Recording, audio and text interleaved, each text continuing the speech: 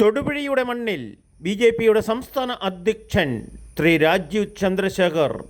നമസ്കാരം, നാട്ടുരാജ്യ ന്യൂസിലേക്ക് സ്വാഗതം.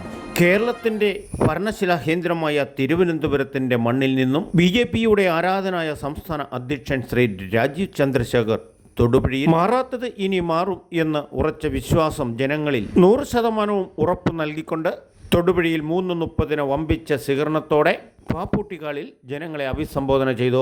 വരാനിരിക്കുന്ന രാഷ്ട്രീയത്തിൽ ഭരണ പ്രതിപക്ഷ രാഷ്ട്രീയക്കാരുടെ അടിത്തറ ഇളക്കുന്ന ഈ രാജകീയ വരവിന് ജനലക്ഷങ്ങളാണ് പിന്തുണ നൽകുന്നത്.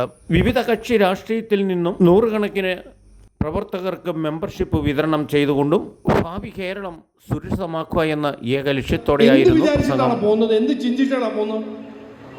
എൻ്റെ കുടുംബം, എൻ്റെ ജീവിതം, എൻ്റെ ഭാവി വ്യത്യാസം കൊണ്ടുവരും ഈ കാൻഡിഡേറ്റ് അല്ലെങ്കിൽ ഈ പാർട്ടി. അത് വിചാരിച്ചിട്ടാണ് ഇലക്ഷന് പോകുന്നത്. അത് MP ഇലക്ഷനാണോ, MLA ഇലക്ഷനാണോ, ലോക്കൽ ബോഡി പഞ്ചായത്ത് ഇലക്ഷനാണോ, അത് വിചാരിച്ചിട്ടാണ് പോകുന്നത്. ഇത് മനസ്സിലാക്കി പാർട്ടി LDF ആണോ UDF ആണോ ഏത് പാർട്ടിയാണോ മാനിഫെസ്റ്റോ വാഗ്ദാനം ഇലക്ഷന് മുമ്പ് കൊടുക്കും. വ്യത്യാസം ഇതാണ്. BJP പറഞ്ഞതെല്ലാം ചെയ്യും, വാഗ്ദാനം കൊടുത്തത് വാക്ക് പാലിക്കും. അപ്പോൾ BJP വികസനം എന്ന് പറയുമ്പോൾ ജനങ്ങളുടെ പ്രശ്നങ്ങളും കഷ്ടങ്ങളും പരിഹരിക്കുന്ന ഒരു വികസനം,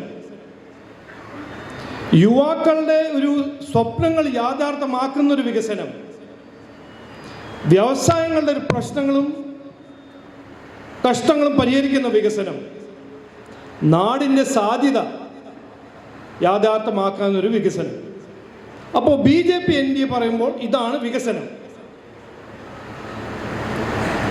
ജനങ്ങളുടെ ജീവിതത്തിൽ വ്യത്യാസം കൊണ്ടുവരിക, അതിനുവേണ്ടി അധ്വാനിക്കുക, അതിനുവേണ്ടി പ്രവർത്തിക്കുക.